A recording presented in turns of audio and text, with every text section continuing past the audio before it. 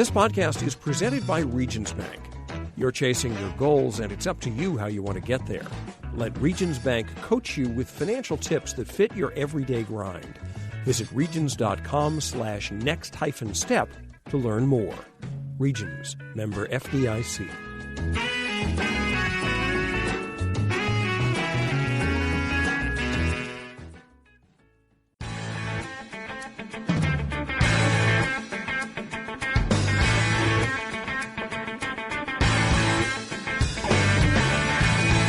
Hello and welcome to the AP Top 25 College Football Podcast. I'm Ralph Russo, the college football writer with the Associated Press. Well, folks, we have schedules. Not for every conference, but as of this recording, the ACC, Big Ten, and Pac-12 have released schedules, and the Big 12 and SEC have given the framework for theirs. The Group of Five conferences are starting to lay out their plans, most of which involve playing the games they already had in place and trying to fill the blanks left by the P5 conferences, if and where they can. The stage is set for a football season in a pandemic. There is no guarantee any of these plans will be executed and games will be played, but we can dream. So to do that, I figured we could start previewing conferences. In the past, our conference preview episodes have gotten pretty in-depth, touching on every team in the conference, but the way the news has been and considering how much time we have before actual games are played, I decided we need a little different approach. Today we'll preview two conferences, the Pac-12 and the ACC. We'll preview the Pac-12 with Jon Wilner from the San Jose Mercury News. Nobody covers the Pac-12 better than the man behind the Wilner hotline. If you like Pac-12 football, he is a must-read. Hell, if you like major college football, he is a must-read. We'll preview the Atlantic Coast Conference with ESPN's David Hale. He is another must-follow. He concentrates mostly on the ACC, and nobody dives deeper into the numbers behind the teams better than Hale, who I also like to refer to as the sports writer whom I am most likely to agree with. Thanks for listening to the AP Top 25 College Football Podcast. Apologize for coming to you in your feed a little late this week. It's been a crazy one. You can find us on Westwood One Podcast, Apple Podcasts, just about anywhere you get your podcasts. Please subscribe, give us a good review. It helps college football fans find us, and it helps us find more college football fans. And away we go. All right, first up on the previewing the season editions. Hopefully there will be more than one because we'll be able to continue to preview the season before it possibly gets canceled. So the first conference we're going to preview here is the Pac-12. And joining me is the person who knows the Pac-12 better than anybody in the country, Jon Wilner from the San Jose Mercury News. Wilner Hotline, if you are a college football fan, not just a Pac-12 fan, but if you're a college football fan, you should read the Wilner Hotline and follow Jon on social media. Jon, thank you so much for doing this. There's a lot going on, but we are going to try to talk some football. We're going to do some of the non-football stuff, but we are going to try to also talk some football. So hope you're up for it. Yeah, no, that sounds great. I appreciate you having me. Let's start with some of the off-the-field stuff, because what you reported yesterday, I believe it was yesterday, we're recording this on a Thursday, which is later in the week than we anticipated, but that's the way things go these days. I believe you reported on Wednesday, as you do so well, got some internal documents that showed that the Pac-12 is looking at possibly getting some very big loans, sort of bailout loans, basically, to get them through what could be a short-term but very large revenue deficit. Now, the reason why this is important for not just beyond the Pac-12, because I've heard that this is a strategy, this is something that's been talked about, ADs have been talking about, that other conferences could look into. So let's start with that, because if we don't have a football season, this is how conferences might get through it. Yeah, I mean, we're talking, if there's no football season, I think you could pretty much assume $75 million deficit on average across the 65 teams in the Power Five. I think that's solid. That's a solid number. Yeah. Ticket sales, donations, TV money, postseason money, that now for some schools, it's over 100. For some schools, it's probably closer to 50 or 60. But, we could assume that 75, and that's a ton of money. And so if you're a Pac-12 school, take, for example, and you're looking at a $75 million hole, well, you could cut Olympic sports, which lose money. You could lay off dozens and dozens of employees. You could turn to campus for help and beg for a loan from campus. But all those things are problematic, right? Nobody wants to cut sports. Nobody wants to lay off people. And the campuses are strapped themselves, right? Because there's going to be lower enrollment, less tuition. There's going to be less money coming in from dining services, less money coming in from housing. So the campuses themselves are strapped. So the Pac-12 decided, you know what? We're going to take door number 3, which is look into a loan that the conference would basically be the facilitator. And they use their media rights contracts with Fox and ESPN as essentially the collateral. And those contracts have got 4 years left, so there's plenty of money there. It's basically $1 billion. Pac-12 uses those media rights as a collateral for a loan. The schools, the athletic departments, then say, I need $50 million. Maybe one says I need $15 million. And it would vary from campus to campus. My guess is the private schools, USC and Stanford, probably wouldn't participate. Some of the public schools will probably take $50 million. Some will probably take $10 or $15 million. It will totally depend on each school's financial situation. But the conference would basically operate the loan. They're talking about 10 years, 3.75%. I don't know if that's going to be the exact final number, and we also don't know for sure if they're going to do it because there may be a football season or there may be half of a season. But that is their plan. It's basically their escape hatch so they don't have to fire people, cut sports or further drain central campus. Right, and there's some context here that I think probably is worth explaining because the Pac-12, we talk a lot about how the Pac-12 is at a revenue deficit, and the Pac-12, quite frankly, gets dumped on a lot, right?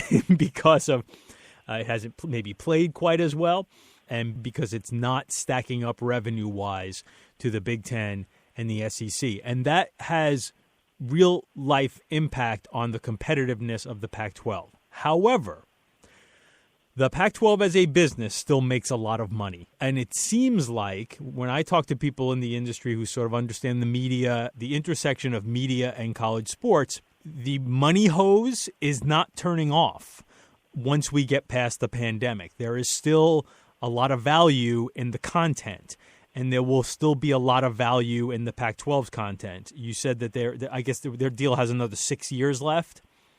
4 years, yep. 4 years.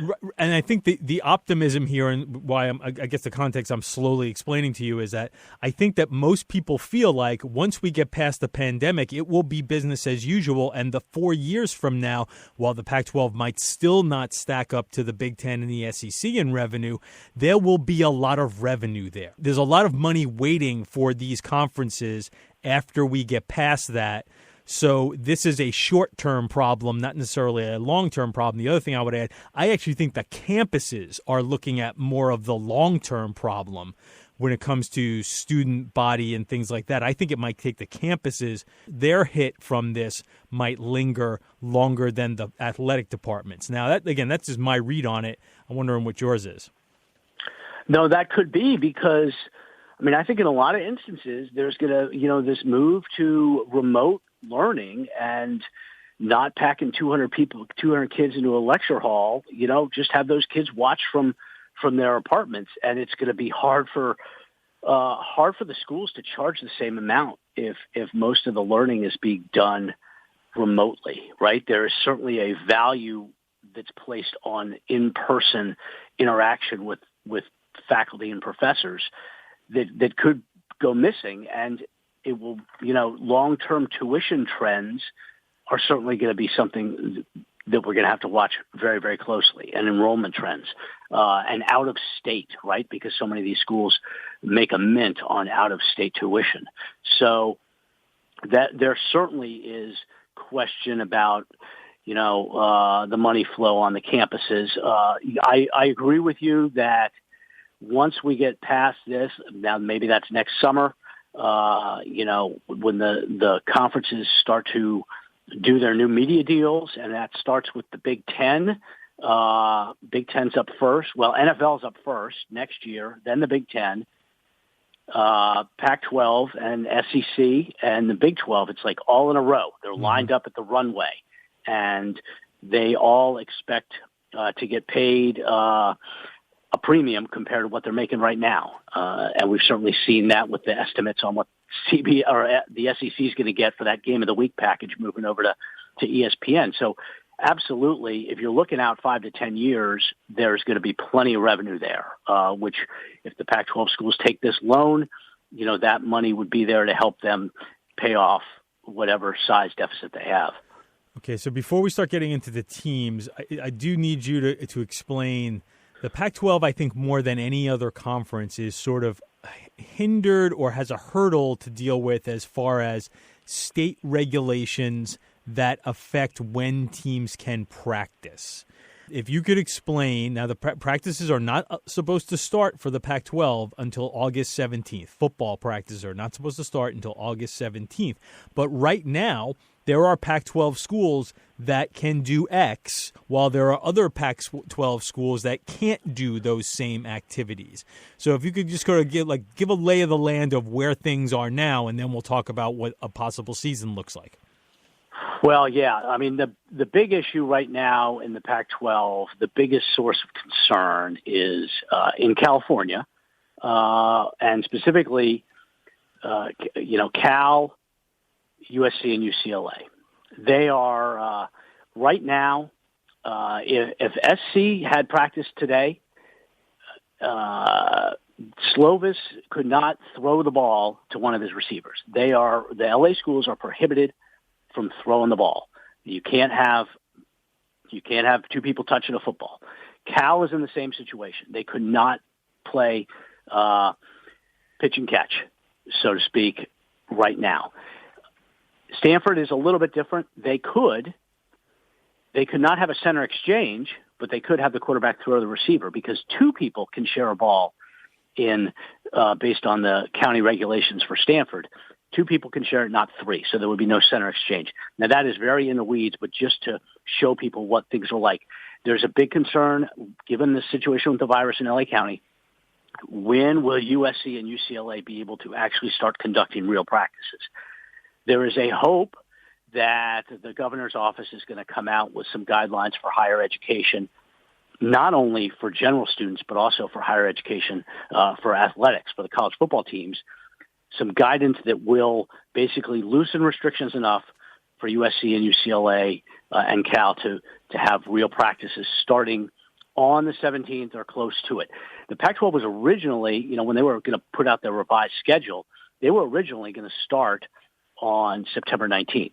But then the presidents got together, and there was some serious concern about the status of USC and UCLA being able to play by September 19th. So that's why they ended up pushing it back to the 26th to start the season. That extra week, everybody's hoping will give the teams in L.A. County a better chance to be ready to go. But that kind of tells you where things are. You can't even throw the ball yet. And we'll see if the governor's office provides some clarity.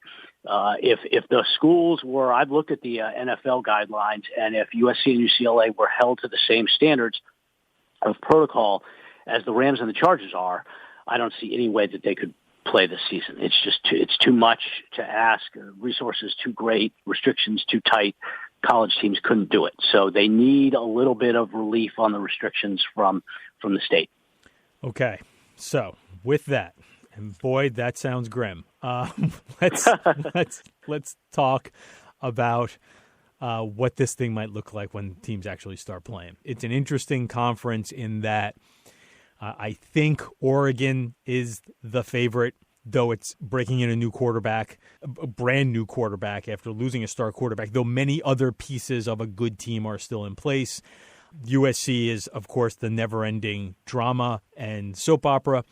also a very talented roster, but with the never-ending saga of will Clay Helton be fired? Those are probably the two sort of biggest storylines.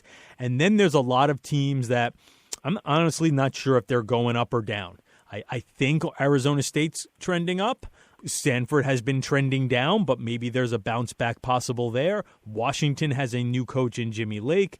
There's some fascinating stories around. So we're not going to hit every single team because I don't want to necessarily take you that long, and I don't think we're really quite ready for that type of a preview.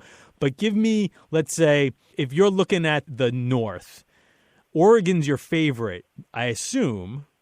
Maybe I shouldn't assume, but who's sort of the next in line there where you think these are the teams that are probably that are most likely going to challenge Oregon? I kind of like Cal as the most likely to challenge Oregon. They have been a trendy pick. They are a trendy pick, right?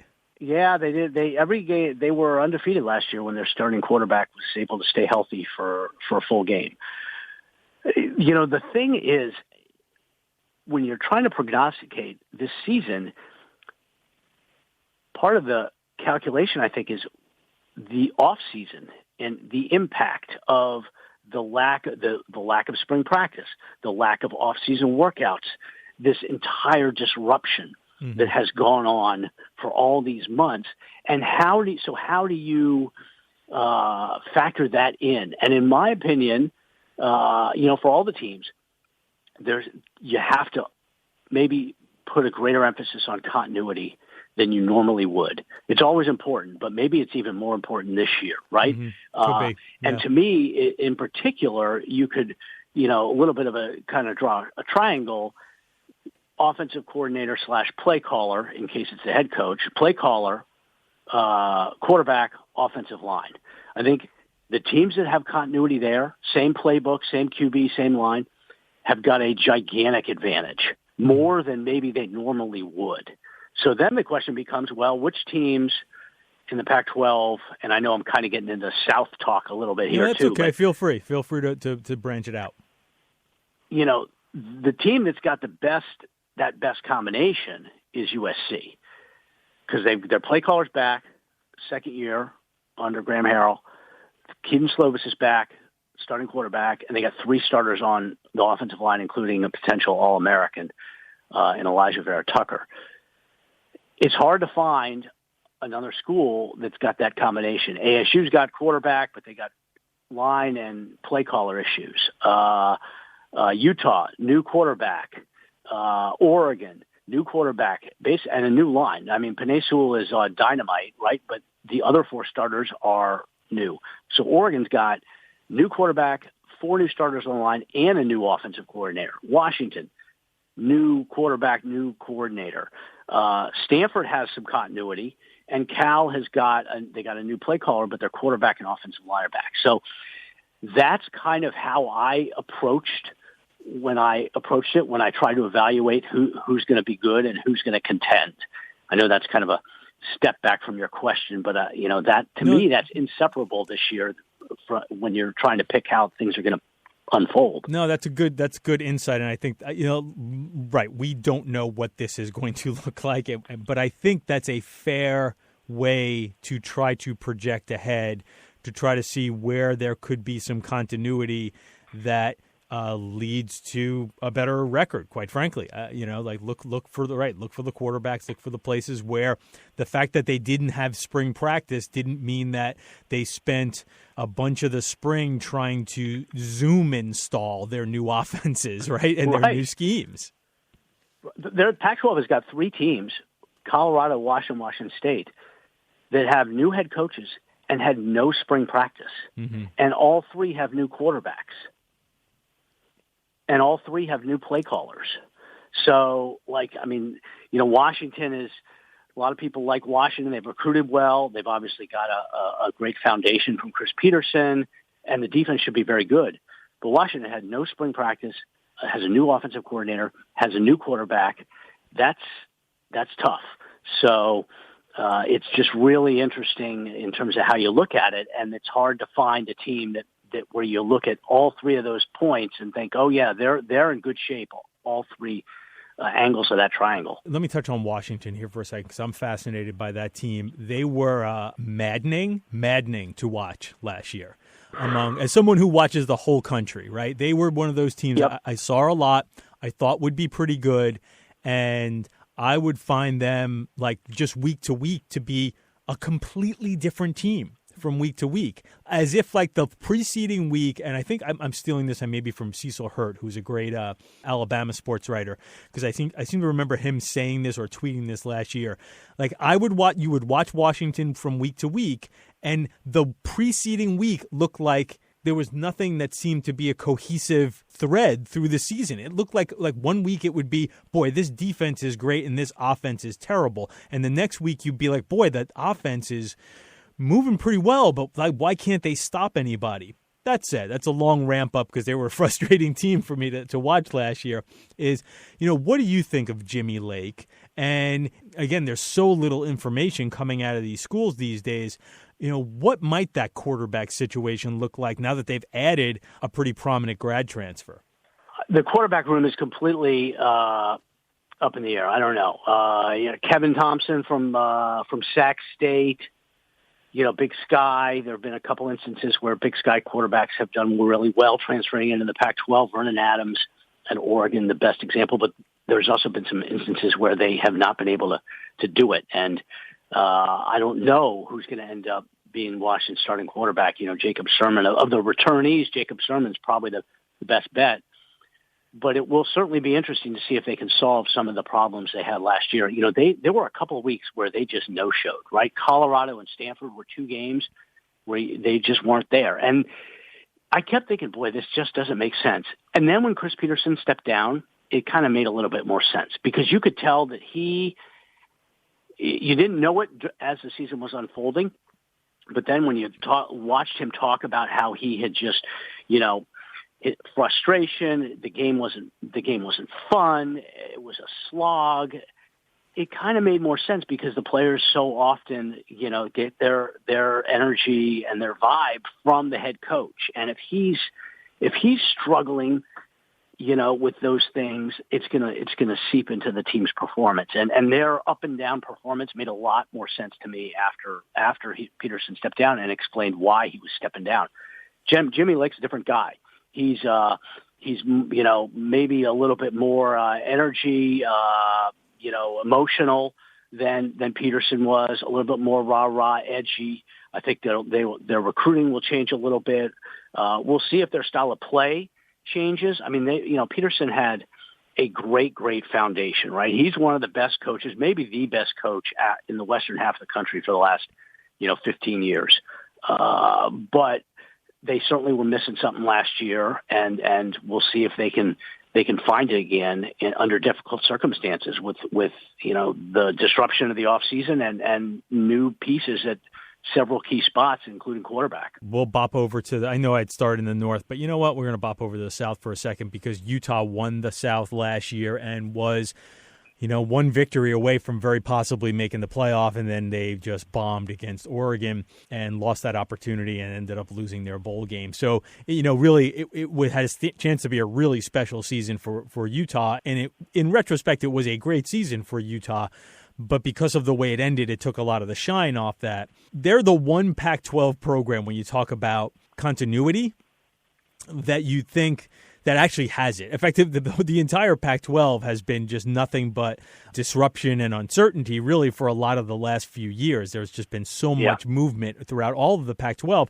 Utah's strength has really been its stability under Whittingham, but they do lose a lot of players this year. How much can that stability under Whittingham provide a floor that guards against a big drop-off? I agree. I think that their floor is higher, so to speak, than other teams. It's hard to imagine Utah ever finishing with a losing record the way things are going, because Whittingham's got a way he wants to play, and they do as good a job of recruiting players to fit the style of the coach. As good a job as anybody in the conference, right? And they're physical, and they're also different because they're physical. much more physical than most of the teams. So I think that there is a limit to how far they might fall, but their problem is, last year their defense was so good, but they lost 9 guys. I mean, basically the defense is gone. And whereas the offense, especially their weakness last year, the offensive line, and they've got a lot of guys back on the line, but they got a new quarterback. They're hoping that Jake Bentley from South Carolina transfer is going to be able to, use that experience in the SEC and keep them competing for the division and pretty good player too. Pretty good player. A lot of ups and downs and injuries, but pretty good player. Pretty good player, and can he make plays? Well, Utah has the quarterback issue, the downfield passing game issue. Those things have kind of nagged at Utah for a long time, and maybe Bentley is going to help revive them in those regards. But that's going to be a key. Their offense should be ahead of their defense if he can avoid too many misfires, right? And if that's the case, they'll contend. I think that they've got a good chance to contend because they've recruited well enough and they've got enough of a good system in that their defense, even though they lost all those guys, it should still be pretty good, right? We know how they're going to play and we know that they're going to be physical and it's not like they're going to drop off the face of the earth on defense, but it's certainly going to be a step back and the offense will need to kind of fill that void. Let's roll over to Oregon because they are the favorite. They're the one team I think people look at and say, hey, that could be a playoff team if. Now, frankly, I think that might be a bit of a stretch. I wouldn't be surprised if Oregon actually takes a little bit of a step back this year, but maybe I'm being cynical. You lose Justin Herbert, so you're going to need a new quarterback. They've got a kid who's been in the system for a while, and a lot's going to fall on him.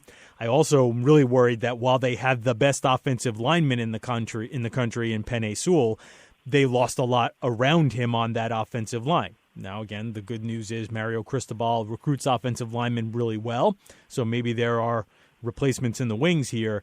But when you look at Oregon, do you see a clear favorite in the conference? Because I think to a certain degree they get portrayed as that, but I'm not necessarily sure they are that. No, I do not view them in that way at all.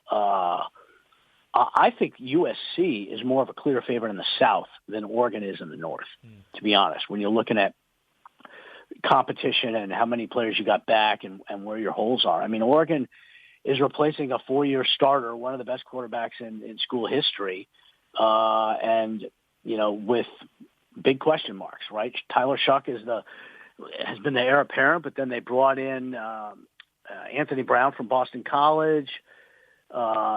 So there's a lot of uncertainty there. They got a new play caller, Joe Moorhead, who certainly, was impressive play calling at Penn State, but he had Saquon Barkley there too. So it'll be real interesting. I think Oregon's defense is going to be stellar, no doubt. But are they going to be able to produce enough offense week after week to win the division, easily and contend for the playoff, right? Because you have to figure that if you want to be a playoff contender, you probably can't have 2 losses, and now everybody's adding conference games, so it could be harder to get through with only 1 loss, and certainly you're going to have offense playing on the road in some of these games. Fourth quarter, do you have people who can make plays? And if you got a new offensive line, new quarterback, and the receivers have kind of been hit or miss. So I see enough holes on Oregon's offense to think that they're not a clear favorite. What do you think of where Chip Kelly's rebuild will be this year? Again, listen, it's absolutely been disappointing. Now, you can make the argument that, well, he really ripped it down to the studs. So this was sort of the 2 steps back before we take, or 1 very large step back before you take a big step forward. But, by year 3, you got to see some progress. Now, I will also caveat this. I don't think anybody's getting fired this year. I don't know if anybody is getting fired, and certainly not Chip Kelly with a huge contract at a school with a new AD that may have just lost its Under Armour deal. So I don't think there's going to be a lot of firings in general, but I'm almost certain it's not going to come from UCLA with Chip Kelly if UCLA plays. However, what would be success for UCLA this year?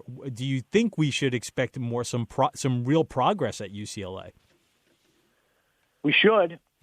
They got a ton of guys back. They've had a lot of guys. I think they had 50 guys leave.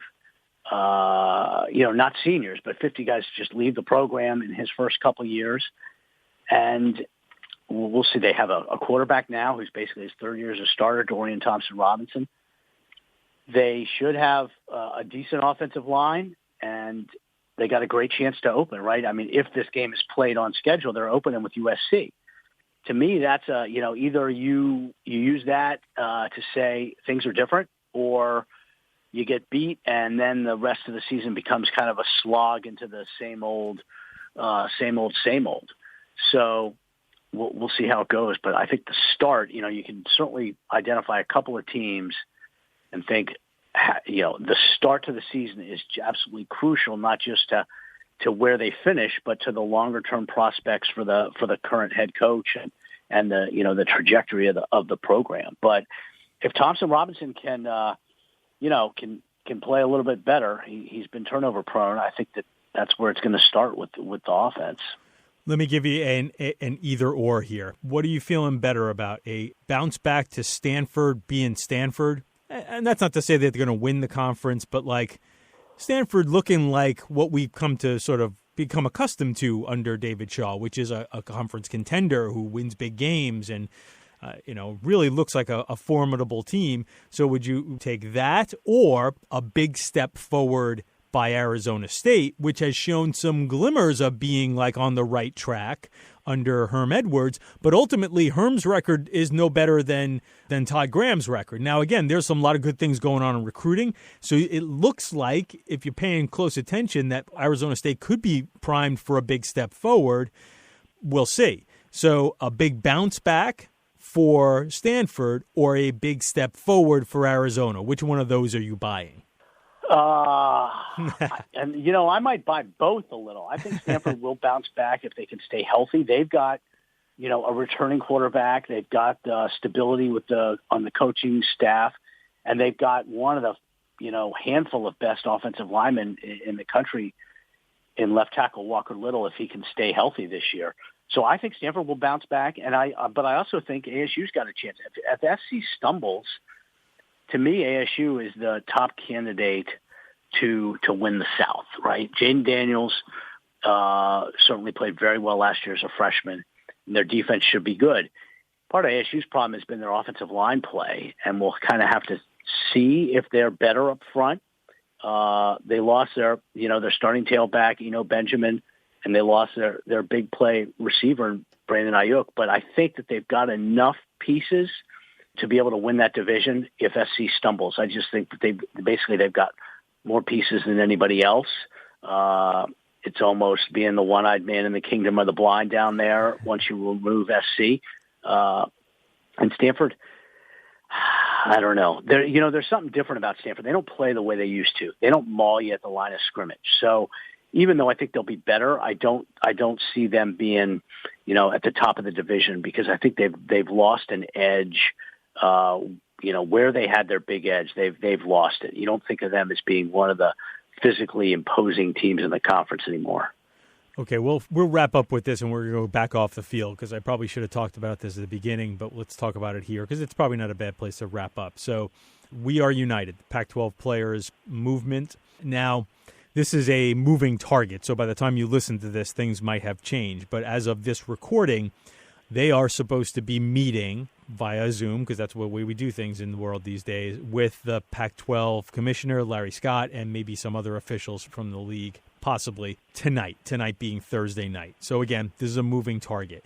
Let me ask you about this. In your discussions with people in the Pac-12, with your sources, how serious, I don't want to say how seriously are they taking this, but let's say how serious are they taking the piece of this where they could see enormous swaths of players not play? Because I think that's the key element here. And we've all kind of written about this and talked about this a little bit in our coverage of this. Is I think what they're doing is, it seems like a really good idea for college athletes to unite, organize, get themselves together to show like strength in numbers.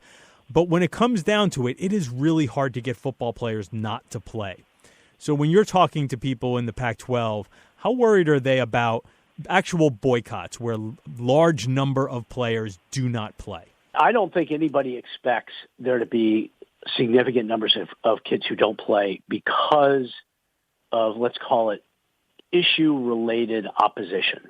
I think that there will be absolutely some guys who don't play because they have very real underlying health conditions and they're at risk. I think there'll probably be some guys who don't play because because of draft reasons. They just want to sit out. But I would be surprised if there's more than, a dozen kids who say, I'm healthy, but I'm disappointed in where this movement has finished, and I'm going to protest and I'm going to opt out. I think that is there's very little chance of that happening en masse. And the reason I think that is because the key pieces to this whole thing for the Pac-12 players are racial justice and equality issues and health and safety. And the conference, some of the things they want were already happening. Some of them were already in place, and others are already happening and have happened with the NCAA, yesterday. So it's going to be easy for the Pac-12 to meet them where they want to be met on most of their concerns. And I think once that happens, most of them will say, okay, because at the heart of this movement is the health and safety and the racial equality. And the Pac-12 was already planning to add an executive level position for diversity and inclusiveness, right? They were already having summits for black student athletes and for head coaches on racial issues. This conference has got, going back to Jackie Robinson, a history of being progressive, more progressive than its peers on those matters. I don't think it's going to be hard for the Pac-12 to meet them on that, and I don't think it'll be hard for the Pac-12 to meet them on that medical stuff. Now, if there are any of those kids who are saying, I'm not playing unless I get 50% of the football revenue, well, I don't think that's going to happen, but there's no way that's happening. Some of the economic demands were fairly outrageous. And I don't get a sense that the players are, tied to those. Okay, yeah, let's figure out a way for the players to get $250 million here in the next 2 weeks, right? That ain't going to happen. Right. So it'll be easy for the Pac-12 to meet them on the issues that are most important to them. And I think that will result by the end of next week, my guess is, and most of all these guys saying, okay, we got what we wanted, let's play. Yeah. It is really hard, again, to get football players not to play. It's really hard to get young people all together on the same page. And I think that will always, always, always, always be the major hurdle to these type of movements, is that it's just, a lot of these kids, the ones who are thinking pros, are often just thinking, man, let me just get through this next couple of years and there's a pot of gold at the end of the rainbow. And for others who have more modest aspirations about their college football careers, they're pretty happy to just have the scholarship, Yeah. So, and again, that's not to say that there aren't kids who have legitimate concerns and that they shouldn't push and they should have a greater voice in how things are run. And I think they should probably have a bigger cut. I don't disagree with all of that, but it's herding cats. It really is like herding cats to try to get all this together. And I applaud them for trying to do it.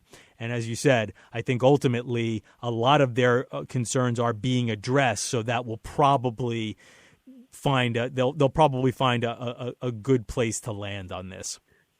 Yeah, and I think another important point is what happened in the Big Ten. Is that yesterday or Yes. 2 days ago? I mean, it feels like every day feels like a month. So I'm having trouble keeping track of the news flow.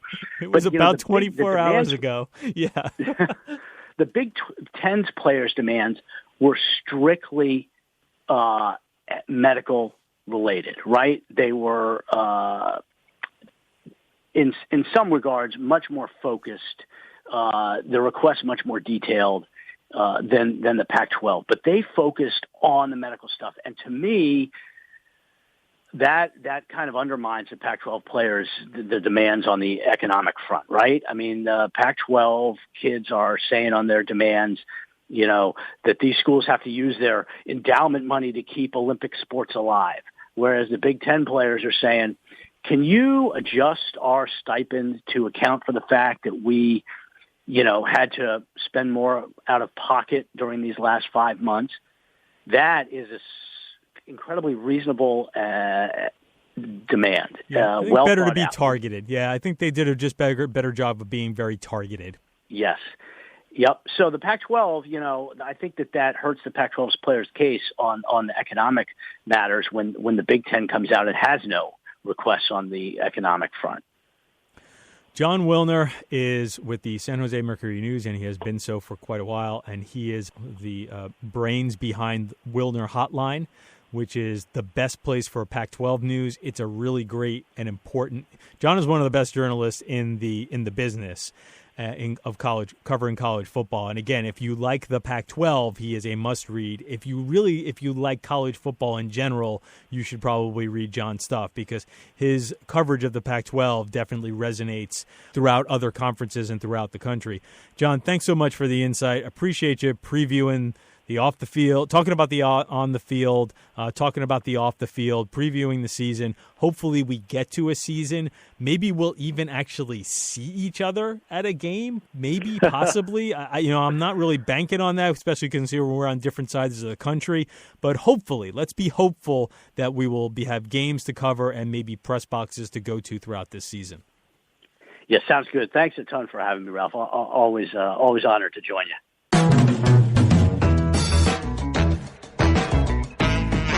This podcast is presented by Regions Bank. You're chasing your goals, and it's up to you how you want to get there. Let Regions Bank coach you with financial tips that fit your everyday grind. Visit regions.com/next-step to learn more. Regions, member FDIC.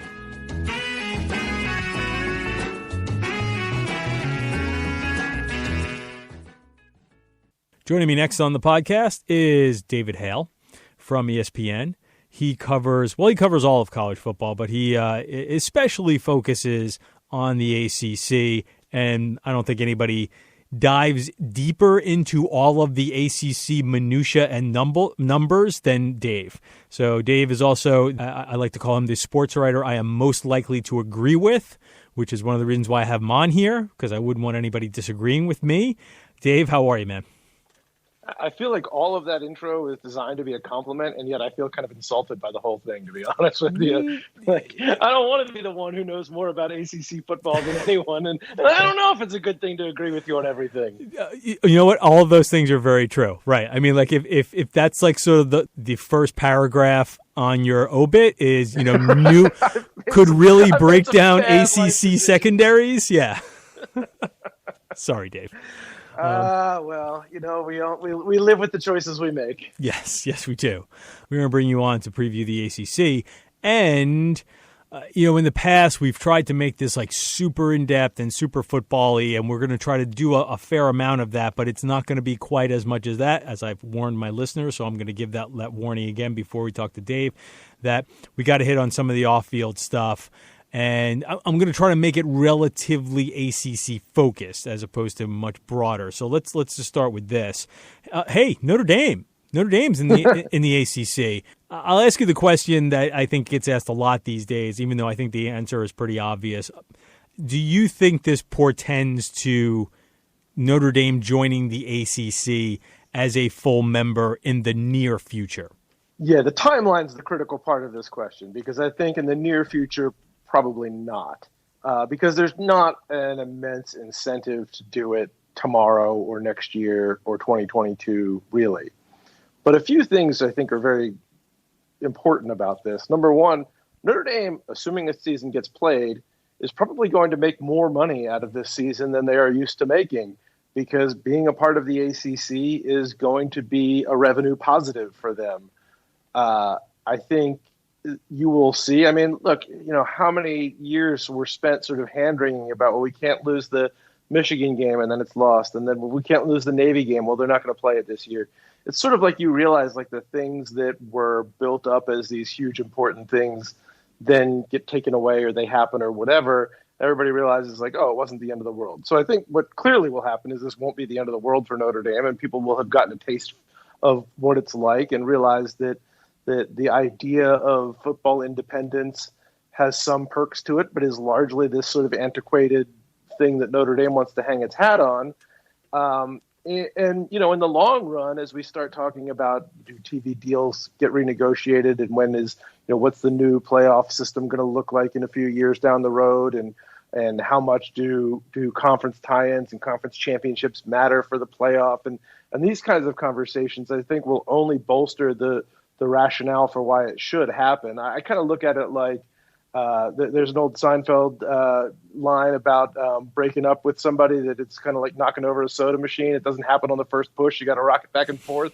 This is sort of the rocking back and forth of Notre Dame. I don't think it tips over tomorrow, but I do think this is sort of a push in the right direction, or maybe in the wrong direction if you're a Notre Dame fan who values independence. But I think it is certainly a big push towards something that we have not seen before. And we should point out, because a couple of episodes ago on this podcast, Brett McMurphy reminded me, you know, Notre Dame is contractually obligated to, if it joins a conference, to join the ACC, I think through about 2030 something. So it's not like Notre Dame again, what define the near future, has other options. It's, if you're going to do it, you're going to go to the ACC, and otherwise you're going to stay independent. I will believe Notre Dame will join a conference full time when I see it. I believe their DNA is such that it will prevent them from doing this unless it's under the most extreme circumstances, for example, a global pandemic.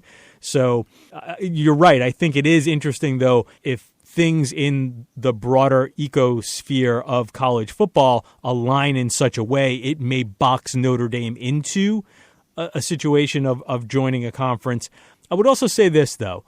I have noticed that nobody seems to be trying to do that with Notre Dame.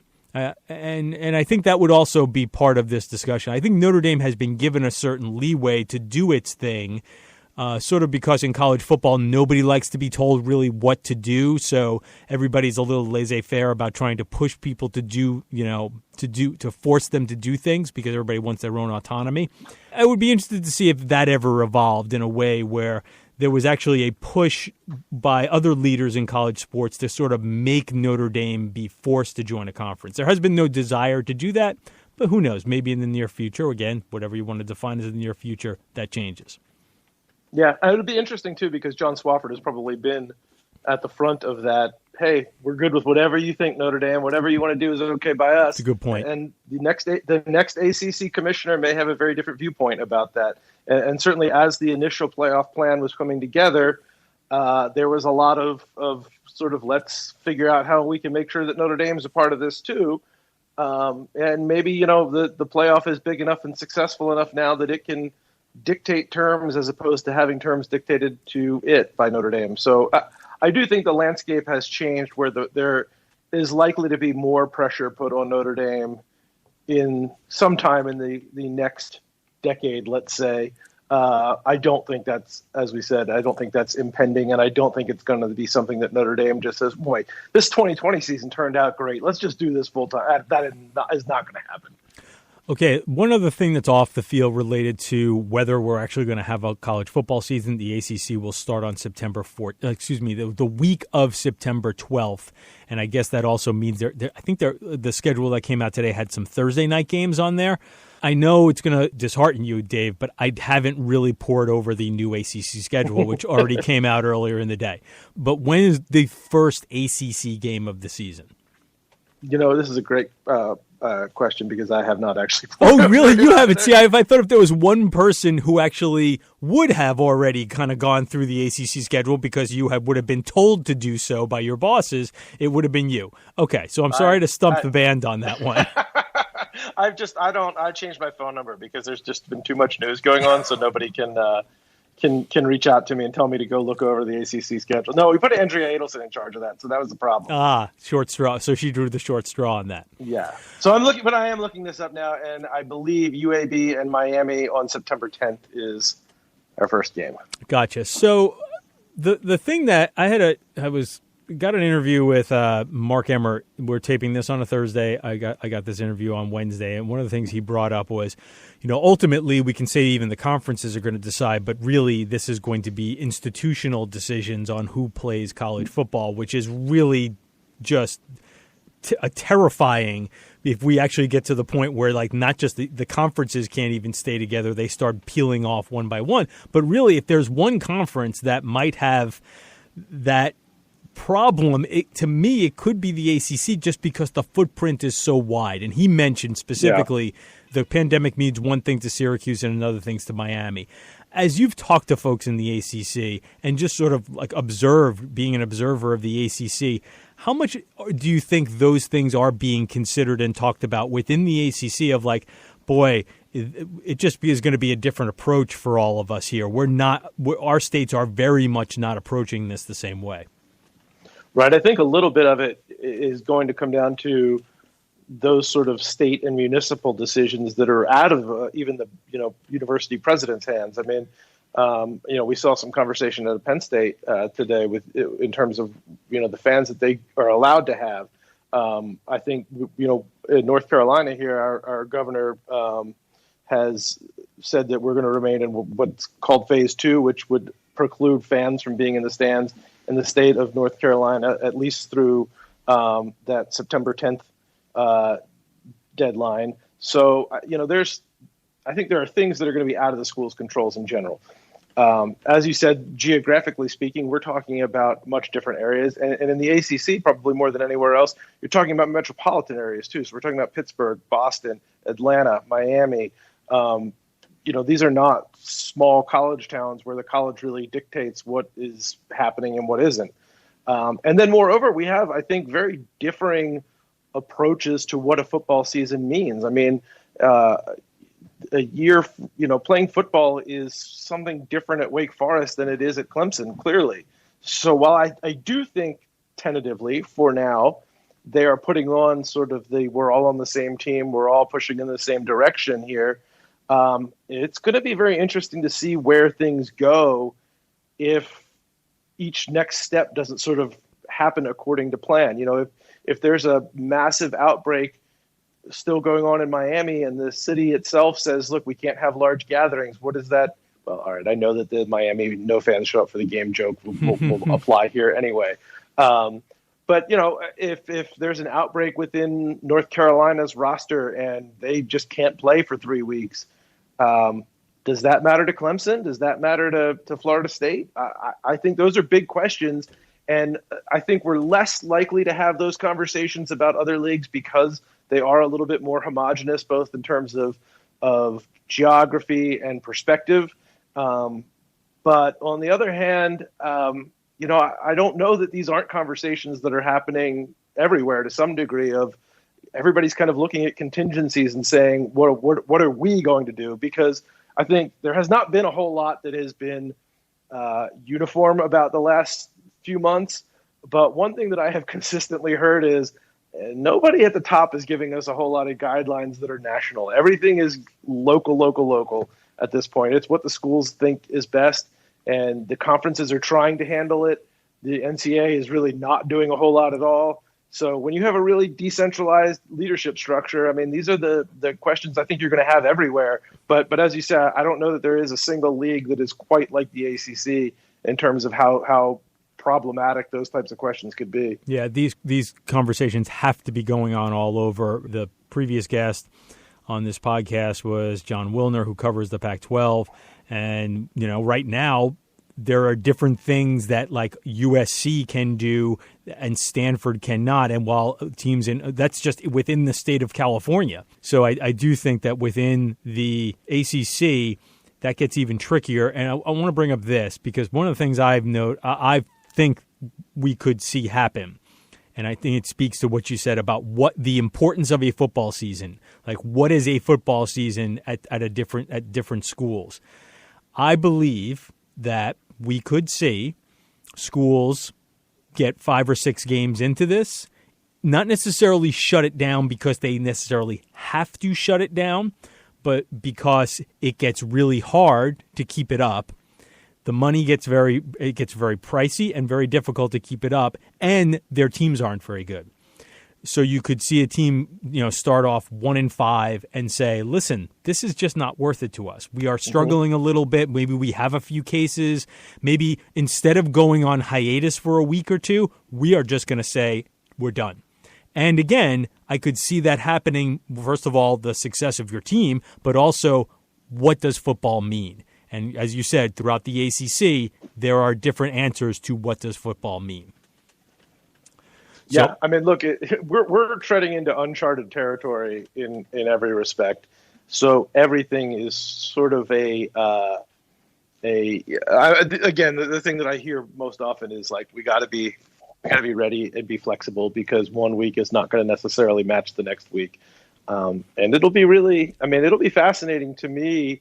We're already talking about what does it mean to have canceled non-conference games and financially, what is that going to mean? Do schools owe the schools that they canceled contracts with money? And I mean, look, what is the difference? I've said this several times. What is the difference between what's happening for Division III, Division II at UConn versus everybody else that's still playing? It's the same virus. We're all dealing with the same problems. The difference is dollars, right? So once the dollar equation doesn't make sense anymore, the obvious answer is let's stop playing football. Right now, the dollar equation still adds up, and that risk-reward balance that I don't think anybody really wants to talk about openly, but that is the decision-making process right now. And at some point, the dollars are going to be a different scenario. And let's face it, too, the ACC gets less TV dollars than the other leagues do, too. So that's a whole other part of this conversation. If you want to know why the ACC is playing a non-conference game when the other three of the other Power 5 conferences are just playing conference games, part of that is explained by the fact that just what David just said. There's TV inventory and things along those lines, and the ACC kind of needed that extra game. To go to 11 games and allow its teams to play 11 games was in part a revenue move. If not completely a revenue move. It was revenue, and its two big football voices, Clemson and Florida State, wanted to play their SEC rivals. That was the conversation. Right. Right. And look, to me, I've kind of thought like, 11 games, 10 games. I mean, if we get one, that's great. So yeah, I don't know that by the way. Yeah. If you're in for 10, you might as well go for 11 and make a little bit more money while you're at it. All right, so let's talk football, and we talk about being flexible. First of all, it's taken Dave and I 3 days to get this thing recorded. Secondly, right before we were about to touch base, Gregory Russo, the really excellent defensive end, preseason All-America type player for Miami, he told Manny Diaz that he was opting out. He informed Manny Diaz that he was opting out while Manny Diaz was on a Zoom with reporters, where he had already said, all my team will be here. So that's how quickly things are changing and how much flexibility we need to have in college sports.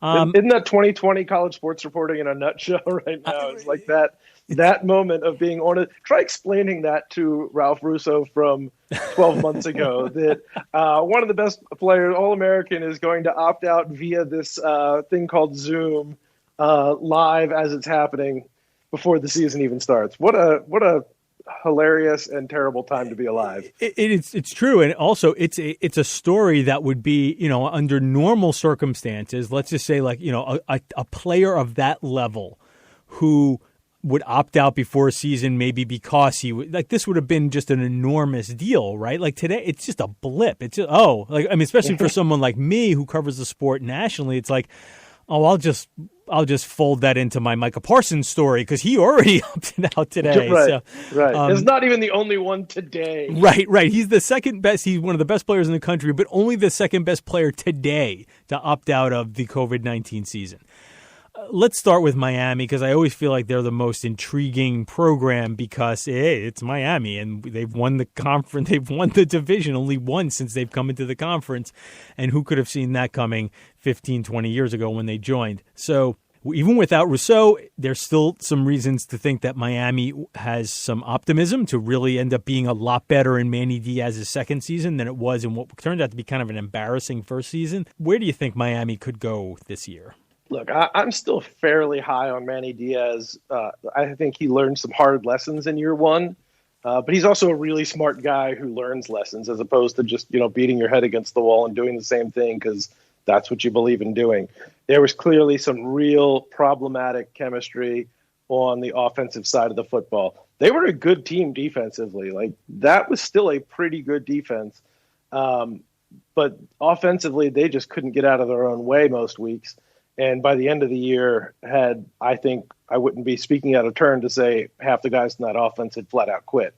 We're in a much different scenario this year. They bring in Rhett Lashley as the new offensive coordinator. I think stylistically, he fits well there with what the type of talent that Miami brings in, the skill position guys that they typically have.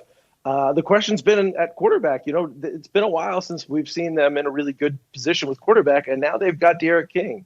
And we had Andrea Adelson and Eric McLean and I kind of before the world blew up with changes, schedules, and all of this, talked about what our all ACC picks might be, and we talked about who the most interesting player in the league was, and all three of us agreed it's Derek King.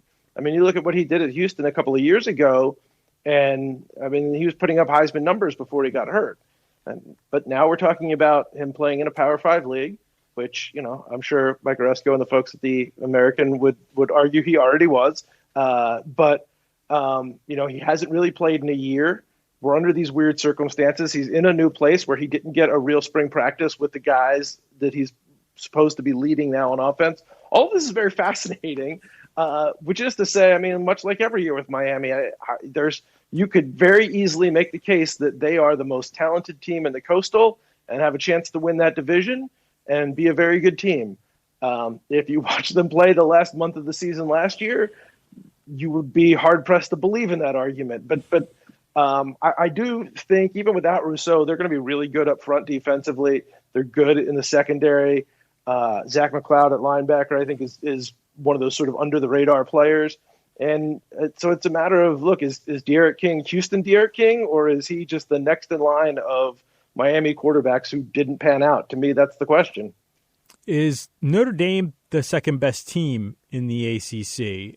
I've had somebody ask me that question, and I guess again, it's hard to think of Notre Dame as in a conference, and so I had to sort of pause and think about it.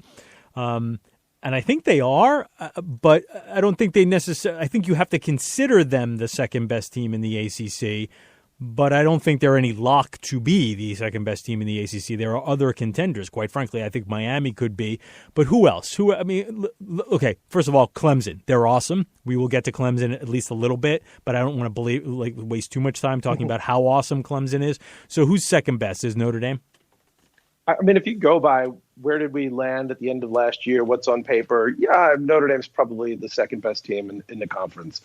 I would say the thing about Notre Dame is that's not been a particularly dynamic team. They've been more talented, and they don't really make a ton of mistakes. And in the ACC, that's probably a pretty good combination. But you look at a team like North Carolina, and, all right, so they finished last year 7-6. It's hard to say they're ahead of Notre Dame today. But, boy, there's a lot of pieces to like there. And Sam Howell, I'll take Sam Howell over Ian Book any day of the week. And they've got this great core of receivers and really good running backs and one of the best linebackers in the country in Chaz Surratt and, some young and really quality defensive backs and Tom and Fox and some guys on the defensive line. You could just go through that North Carolina roster and say, boy, they're not far off. And I think if we had a more traditional offseason and some of the freshmen that they've brought in were maybe a little better prepared to play day one, I would probably be even more optimistic on saying that. I think certainly Louisville showed a lot last year. I think they still got a ways to go in defense. But the other team that really fascinates me that nobody's talking about because everyone is offensive obsessed these days, but is Pittsburgh. Pittsburgh is probably going to be as good defensively as any team in the country. And I know that will sound ridiculous to people. They have 4 potential NFL guys on their defensive line right now. They've got probably 3 more in their defensive backfield. They've got some experienced, talented guys at linebacker. They were really good on defense last year. They should be better this year. They might still finish in a normal year, 7-6. They might still be a game or two over 500 type of team, maybe, because I don't know how good they can be offensively. They were challenged on the O-line last year. Kenny Pickett sort of is what he is. But they're going to be in every game because that defense is so good. So if they can have one of those years where, you play 6 games that are decided by a touchdown or less, and they go 5-1 in them, we're talking about a team that I think defensively can challenge anyone. So it's just a matter of, can Kenny Pickett and that offense make just enough plays to win those close games, as opposed to last year where I think they finished 3-4 in games decided by 10 points or less. If they can better that this year, I think they're as good as anyone outside of Clemson in the ACC. Yeah, that's Paul Meyerberg, our pal, clued me into Pittsburgh very early in the offseason when we were still thinking that we could talk about regular stuff in the offseason. And I agree with you. In fact, and I think they are a team that, now that we no longer have divisions and it's a 10-game schedule, that's the team. I thought that there was a chance within a coastal, that's always going to be a little unpredictable, that Pittsburgh had a chance. I could definitely see a path where Pittsburgh all of a sudden emerges from the coastal as a division winner. Now that it's 1 through 15 and you got more conference games involved, probably a little bit of a stretch. I like the way you describe Notre Dame, not the most explosive team. It really has been. It's been the biggest problem for Notre Dame to sort of separate them from the very good and the elite, or the really top tier programs, is that for some reason they just don't tend to have a really explosive offense in there. And North Carolina, we'll see, right? I mean, I think that there's a lot of momentum heading forward with North Carolina. I also think that I always worry about teams that sort of get pegged with what North Carolina is being pegged as, which is they're sort of the hot team coming into the season. They're the trendy team. And for them to make another big leap forward after having a season last year where they lost a lot of close games. So you didn't mention Florida State in there, which I think is fair, but what do we see out of Florida State with a first-year coach that didn't have spring practice and is just getting his team together now? Yeah, I mean, and Boston College, another team I wouldn't necessarily write off because they've got a lot of veteran returning talent. Phil Jerkovic getting the waiver to play right away gives them a quarterback with some real talent too. But in a similar situation to Florida State, and you bring in a new coaching staff with a new identity and a new scheme, and you say, how do you learn that in this type of an offseason? How do you implement everything that you want to implement in this type of an offseason? And I think it's just going to be really hard to do. You don't build culture via Zoom, and you can't lay the groundwork on your playbook via Zoom. You've got to get out and actually do it. You got to have guys be around each other, and it's just going to be hard to do. So I think Florida State was probably a little behind the 8 ball to begin with because they really don't have a quarterback at this point. I think Chuba Purdy, there's some folks who would really be high on him. But again, I think this is not the year that you're going to see a ton of freshmen having amazing seasons, particularly at quarterback, because of the way the offseason has gone. They lose. Kalen Laborn was booted off the team and was really probably going to be one of the better backs in the league. They've just got some issues in a lot of places, and the same issues that have been going on.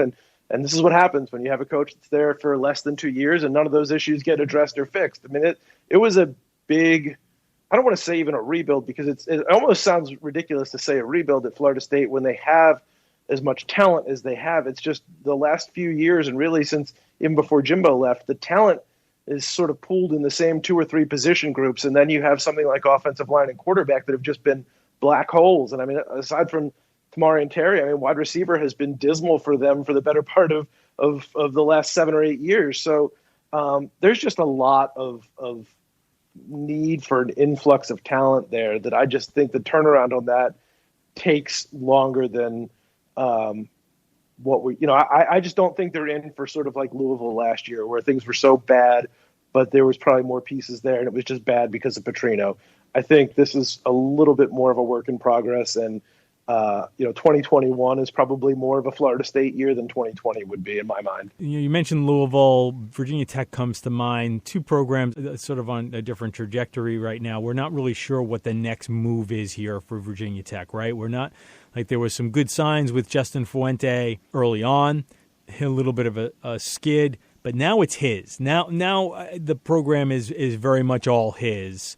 The fact that they righted the ship last year after what looked like it could have been a season that skidded out of control seemed to be heartening.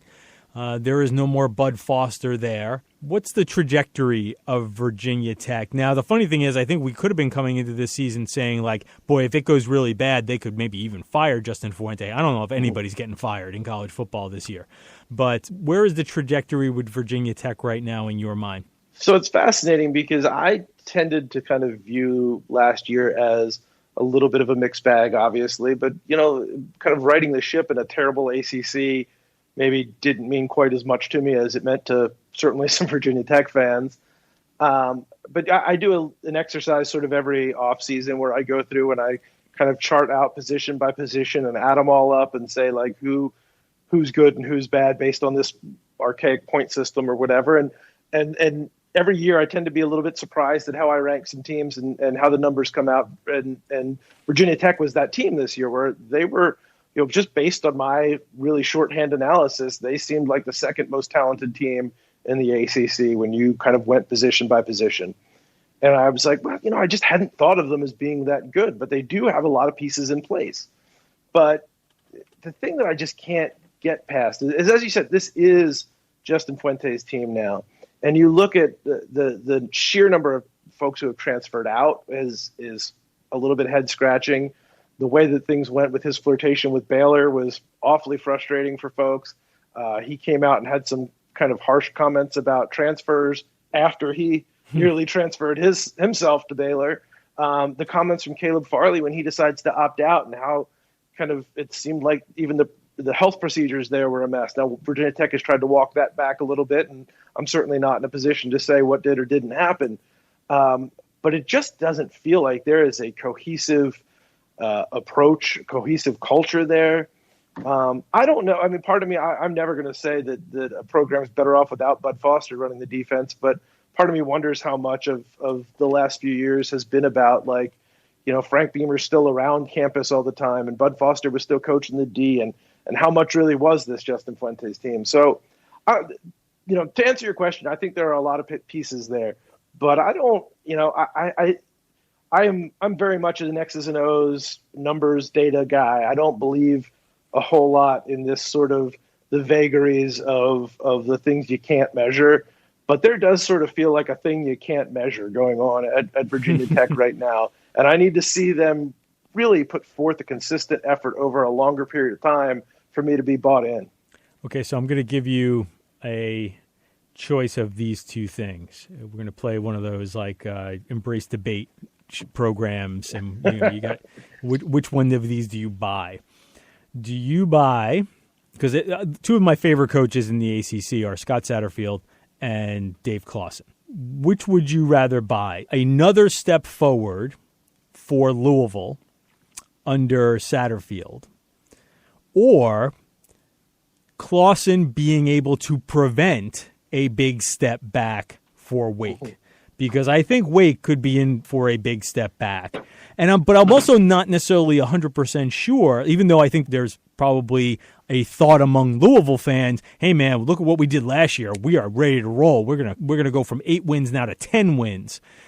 But I'm not so sure about that because I just don't know if rebuilds are always linear. So if I said, I'm going to give you one of these things, I'm going to give you Clawson keeping Wake Forest afloat and sort of bowl eligible, or Louisville jumping forward another step and really challenging the upper reaches of the conference aside from Clemson. Which one of those things are you taking? So I'm with you on Louisville. I think, look, I love Scott Satterfield. I think he is a brilliant offensive football coach. I think they have some real talent there, especially on the offensive side of the ball. But so much of them being better last year was a product of them kind of regressing to a mean. They were so bad the year before for reasons that had less to do with talent. So, I think people look and say they made this huge step forward and all they got to do is stay on that path. I agree. It's not linear. They're not going to stay on that path. The next step forward will be a smaller one. I think they can be certainly better on defense. They were not great last year. I don't know if Mikael Cunningham puts up the same kind of numbers that he did last year. I think they're probably going to end up a little bit around the same area they were last year. I'm not sure I would buy them taking this sort of grandiose next big step. I agree with you on Wake too, in that, as I went through and did my numbers, Wake was the team that I kind of thought, I don't know, maybe I think it's going to be a tougher road for them. Now, is Sam Hartman able to do kind of the same types of things that Jamie Newman did? Does Sage Surratt stay healthy all year? There's some big question marks there. They certainly did not get a friendly schedule with this schedule makeover either. I mean, they're going to go through a pretty tough road. But I also tend to think that Dave Clawson is the type of guy who will make it as hard for you to beat him as probably any coach in the country does. I mean, just think back to those just terrible Wake Forest teams his first couple of years in the games that they would win 6-3 or something like that. Like that was because he would do whatever he had. I mean, he's sort of like the guy who pokes eyes and pulls hair when you get in a fist fight. Like whatever it takes to have my chance to win this fight, I'm going to do it. And so I don't think Wake Forest is going to be able to win as pretty as they did last year, but it wouldn't surprise me if they can still stay sort of around that 500 or game over type of thing, just because I think he's really smart and good at maximizing what he does. Give me one team. It could be one of the ones we've talked about, but maybe not. Maybe try from the pool that we haven't, where you think, I feel like I'm higher, we feel like me, David Hale, is higher on this team than the general consensus. Maybe it was Wake. Pitt is probably, Pitt is probably the team that I'm higher on than everybody else is. But I'll throw NC State out there too. I mean, I don't think they're quite in that situation like Louisville was a couple of years ago, maybe a little closer to North Carolina, where it's just like everything that could go wrong went wrong last year. They, had a lot of youth. A lot of guys got hurt. They had bad luck across the board, from turnovers to all the things that are genuinely defined by luck statistically. So that's a team to me that I think if they just go out there and play to their capabilities of exactly what they were last year, but luck alone should give them an extra couple of wins. And I think they should be better. They figured out who they want as their quarterback. I was going to say, you can't be as bad at quarterback 2 years in a row. It's almost impossible. They were such a black hole. You hate to always lay it on those kids, but they were really horrendous last year. It was a mess. But they've got one of the better O-lines in a league that really does not have a lot of good O-lines and really needs them because they have a lot of good pass rushers in the ACC. So they got a decent O-line. They've got a good backfield. I like the direction that supposedly this defense is going to go in under a new defensive coaching staff. I'm not going to go out there and say NC State challenges Clemson and is the second best team, among what would have been the Atlantic. But I do think, that's a team that struggled to get any wins last year. I think that's a 500 team this year. So I'm not banging down anybody's door and saying you need to go pick NC State. But if this was a normal season where we were playing a normal schedule, that'd be a team I'd have circled to say go to Vegas and plop down a bet on the over. I think they're going to exceed expectations. Okay, last thing here, we'll return to the off-the-field stuff, but not necessarily the pandemic stuff. And you mentioned that John Swafford earlier this year announced that he would be stepping aside. He's had a great run, I think, with the ACC. My opinion is that he quite literally saved the conference. There was a point when he expanded, when the conference was vulnerable to having what happened to the Big East happen to the ACC. I don't know if you've done any serious reporting on this, but maybe you've at least thought it over. Who do you think would be next for the ACC? Or maybe better, as opposed to specific people, what direction do you think the ACC heads next with commissioners? Because I think, as we saw with the Big Ten, it's not necessarily going to be, it doesn't necessarily have to be obvious these days. Yeah. And it wouldn't surprise me if it's something not at all obvious. I think, there's names that I think everybody has sort of thrown out and I think are reasonable to talk about, whether it's Dan Radakovich at Clemson, John Wildhack at Syracuse, some of those guys that have ACC ties already and sort of fit some of the criteria. But, when you look at criteria, first of all, I would agree with you. I don't think people will never appreciate what John Swofford did for the league because it's one of those things that you get criticized for where you are and nobody pats you on the back for the tragedies you avoided, the trades you didn't make type of thing. I think the criticisms, though, that probably are a little bit justified, the ACC was clearly very slow to a network. And, here we are in 2020, and they're a year into ACC network, and I thought they did some very nice things with it. But at the same time, our media landscape is changing dramatically. How people consume their media is changing dramatically.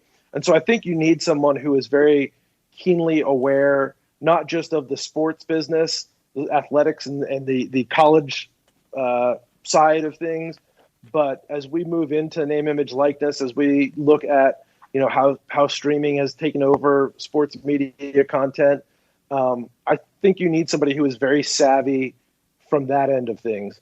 And then the other obvious criticism of Swofford over the years is he was a triangle guy. He was North Carolina. He was basketball. I have to note something. So, of course, I'm glad you brought that up because today I've noticed Florida State fans complaining about their schedule on Twitter. So that's Florida State fans are 100% certain that John Swofford has been out to screw them for the entirety of his existence. But I get it. The ACC's problem, I think, was that it was very comfortable being a basketball first league for a long time. But while there is certainly money and cachet in being great in men's basketball, as they have been, the disparity in the revenue generated by the two sports has only grown, and football is the mammoth beast.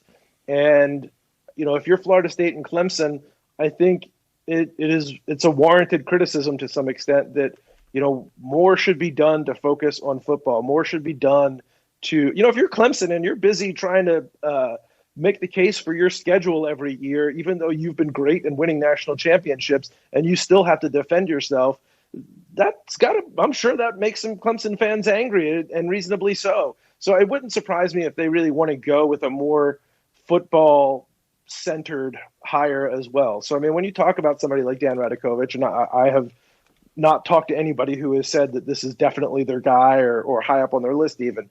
But he is very forward thinking. He is very business first, but he's from a football school and will prioritize football. I think that is sort of the profile of what you're looking for, is somebody who is going to be have a real vision in terms of marketing the media landscape and somebody who is going to embrace football in a way that maybe the ACC hasn't before. David Hale covers college football for ESPN with a focus on the ACC.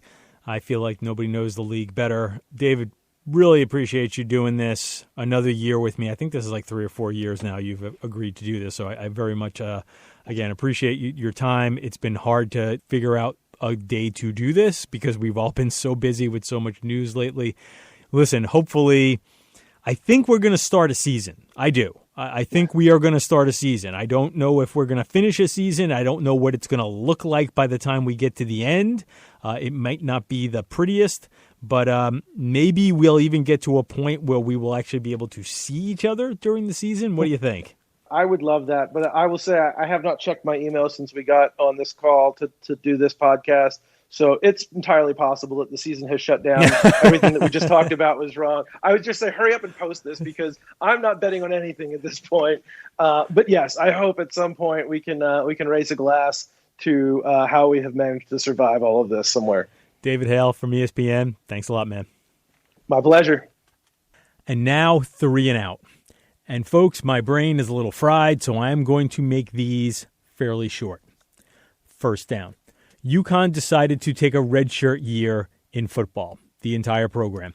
And I bet if you went and asked some coaches at teams that are deep into the start of a rebuild, they would absolutely vote on hitting pause and taking a year off, letting a bunch of the upperclassmen cycle off and giving the rest of the roster a year to train and grow both physically and mentally. UConn did just that. I am positive if the option was given to other programs, they would do it too. I don't necessarily think you're going to see that, but as I've said multiple times on this show and maybe even earlier in this show and on Twitter and on other appearances I've done on radio, I really do think you'll see teams that start the season poorly shut down their season when they decide this is really not worth it. Second down, playing off our Pac-12 preview, I know Cal is getting a lot of love, and I think, again, this is another thing I might be repeating myself on, but it's worth saying again. Put me down as a little skeptical of the Bears really threatening in the Pac-12 North, unless the North becomes a real shamble, with Oregon not pulling away from the pack, struggling with their offense, Stanford not really righting the ship and rebounding, Washington needing a year to acclimate after all of its changes. If that's the case, if the North is one with 3 losses, let's say, I think Cal is in the mix. Third down. As for the ACC, we didn't talk much about Clemson. I'm guessing we'll get to the Tigers more in the overall season preview that should come out in a few weeks after the AP poll is released. The AP preseason top 25 is coming out on August 24th. We had initially planned on August 17th. I may have mentioned it here on the show. I probably tweeted it. But as with so many other things in life these days, those plans have been changed. August 24th, target that date for the AP preseason top 25. That's the show for today. I'd like to thank my producer, Warren Levinson, for making me sound good. You can find this podcast on Apple Podcasts, Westwood One Podcast. Please subscribe so you do not miss an episode. I'm Ralph Russo, college football writer with the Associated Press. Thanks for listening, and come back next week for the AP Top 25 College Football Podcast. Hopefully, we'll be doing more conference previews.